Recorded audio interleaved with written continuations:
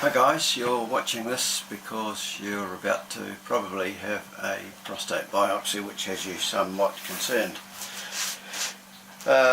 If this is the case, I suggest you have a look at my previous video where I describe the experiences I had a year ago with a transrectal prostate biopsy, and I can say now that it really was no big deal. As I said a year ago, it was really no worse than having a filling at the dentist without an injection.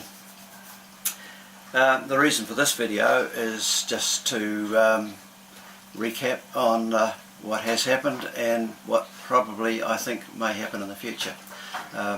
Just a bit of history. My name is Neil. I'm an electronics engineer in New Zealand, and I'm 71 years old, and I still work full-time. Not because I have to, but because I enjoy doing so. A year ago I had a transrectal prostate biopsy, and it returned one positive core in about a dozen in the upper right quadrant.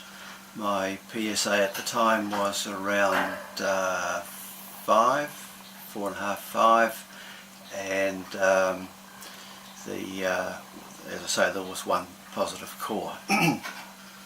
My PSA has now risen to about 6, and I'm on what they call active surveillance. So the specialist contacts me once every 6 months or so, and I have a bit of a consultation and an examination. The last one was about 3 months ago, and I suggested at that time that perhaps rather than have a transrectal biopsy next time, we could look at doing an MRI. They agreed, so I had the MRI about a month ago, and I'll talk about the result of that in a minute. But the MRI itself, you're probably all familiar with the process. They put you in a tube about that round, or sorry, you lie on a table, and the table moves into the tube, and the machine whirs and buzzes, makes a whole lot of musical sounds for about 40 minutes, so that the procedure takes quite a long time, and some very high resolution images are taken. Now, part of the process is to inject you with a heavy metal for contrast, which improves the image, and also they give you a drug called glucagon, which I was unaware of until the time.